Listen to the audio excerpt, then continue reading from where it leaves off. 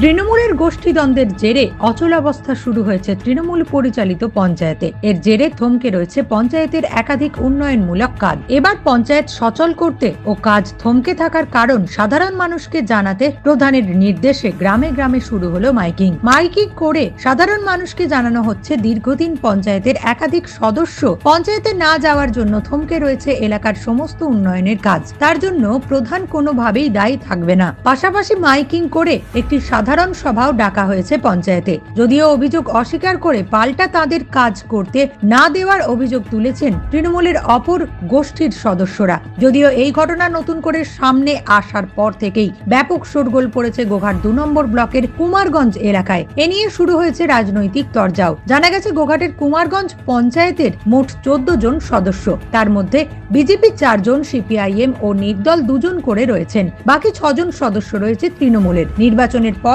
তৃণমূলের পক্ষ থেকেই বোর্ড গঠন করা হয়। অভিযোগ, পঞ্চায়েত দখল নেওয়ার কয়েক মাস পর থেকে শুরু হয় তৃণমূল প্রধান ও উপপ্রধানের দ্বন্দ্ব।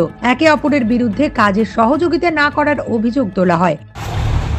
চমকানো হয়েছে বলতে, আমাদের যখন আমরা পঞ্চায়েতে যাচ্ছি, পঞ্চায়েতে আমরা কোনো কিছু এখন সম্মান পাইনি।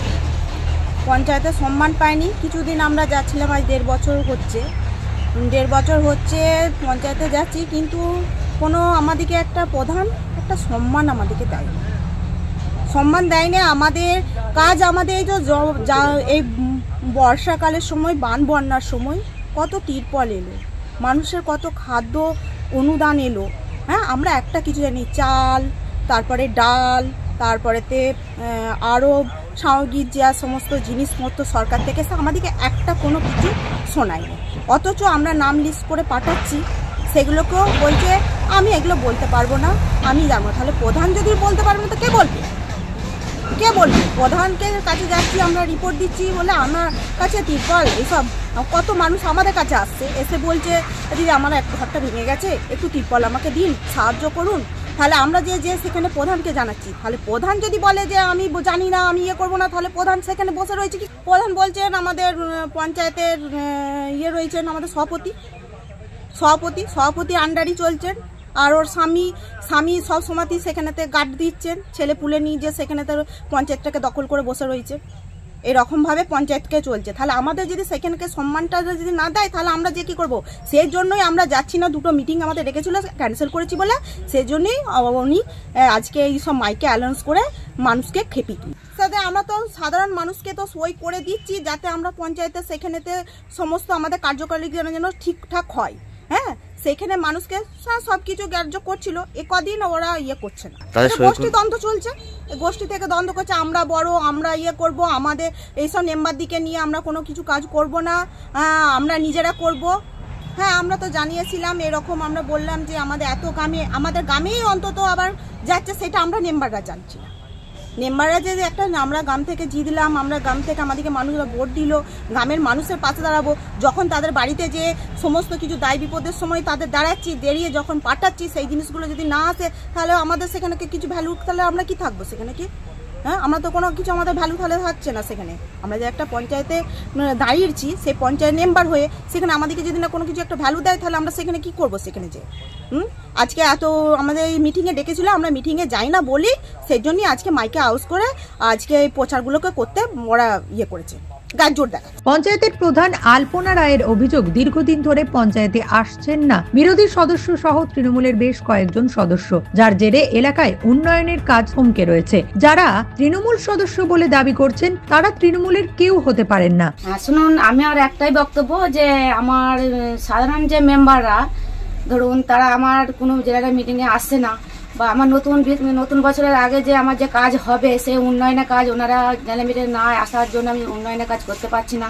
পাবলিক এসে আমাকে জিজ্ঞাসা করছে আমাদের কাজ কেন হচ্ছে না। আমি তখন বললাম যে মেম্বার যদি না আমার জেলা মিটিং জয়েন না হয়, সেই কারণে আমি নতুন বছরের যে কাজ আমি স্কিম তৈরি করব, ওনারা যেন আমার কাজ কোনো উন্নয়ন করতে পারছি না।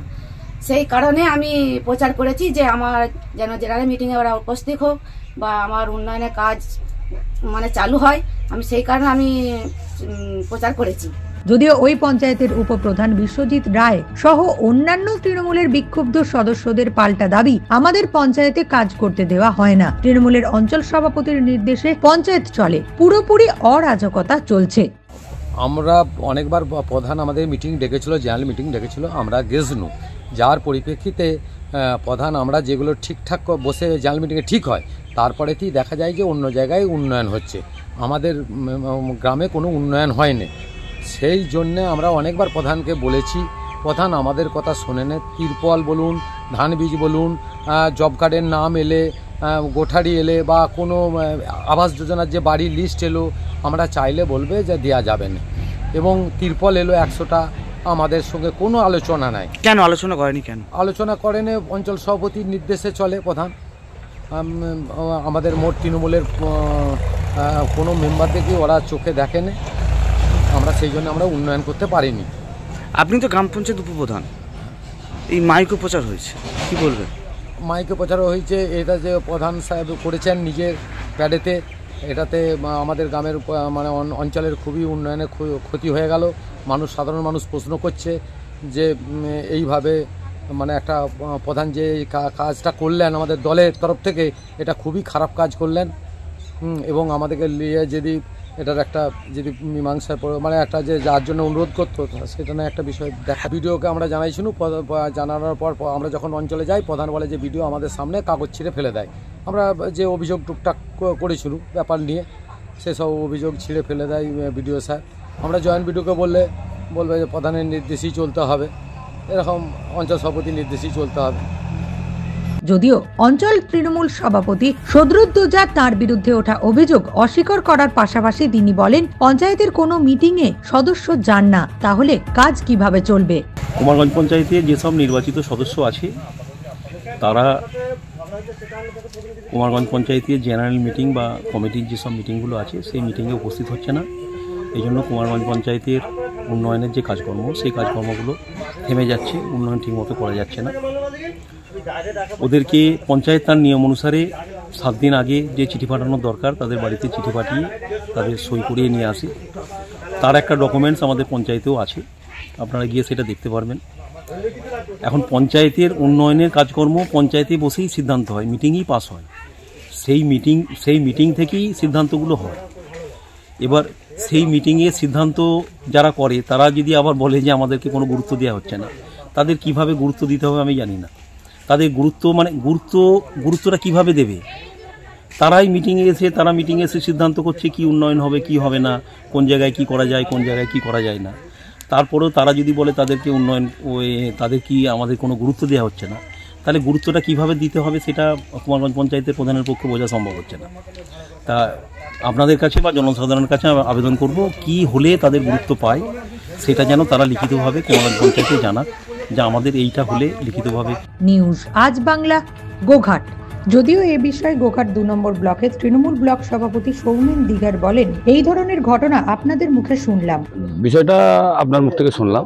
যদি মাইকিং প্রচারও হয়ে থাকে, সেটা পঞ্চায়েতের বোর্ড, বিরোধীরা বাদ দিয়েও যারা আছে বাকিদের পঞ্চায়েতের ব্যবস্থায় যারা প্রধান বা প্রশাসনিক প্রধান যারা আছেন, তারা যেটা চিন্তাভাবনা করেছে, একটা সিদ্ধান্ত নিয়েছে সমন্বিতভাবে, সেই সিদ্ধান্ত অনুযায়ী হয়তো তারা মাইকিং প্রচার করেছে। দেখুন, প্রথমেই বলি, তারা তাদের প্রাপ্য পাচ্ছে না, এটা তাদেরকে মাইকিং করে পঞ্চায়েতে ডাকতে হচ্ছে, মানে তারা পঞ্চায়েতে রেগুলার যাচ্ছে না।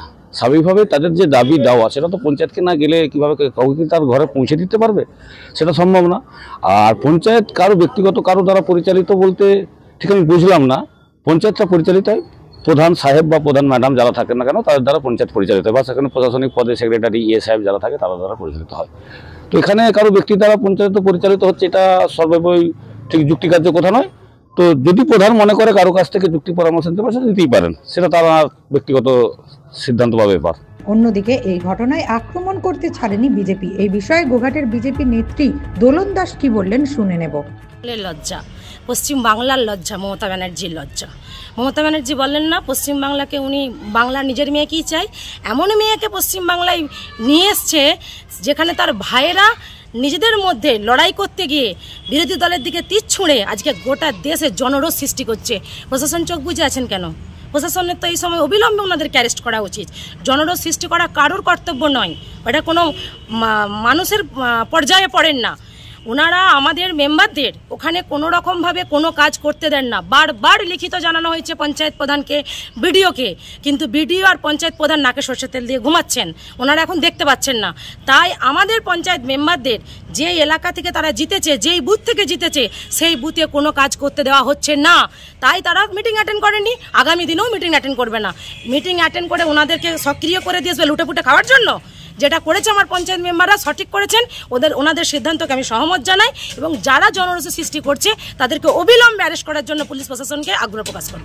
নিউজ আজ বাংলা, গোঘাট। রোগীর সেবায় নিয়োজিত প্রাণ, চিকিৎসায় এবেগুনি একমাত্র নাম। উন্নত চিকিৎসায় আরামবাগে স্বাস্থ্যসাথী মান্যতাপ্রাপ্ত হসপিটাল এমেগনি হসপিটাল। এখানে রয়েছে 24 ঘন্টা চিকিৎসা পরিষেবা, দিবারাত্রি রোগী ভর্তি, উন্নত মানের আইসিসিইউ, এইচডিইউ সহ বিভিন্ন জটিল অপারেশনের সুব্যবস্থা। আমাদের ঠিকানা কোট রোড, আরামবাগ, হুগলি। যোগাযোগ 8640955066 অথবা 03211255222। এমেগনি হসপিটাল, আপনার সুস্থতাই আমাদের সাফল্য।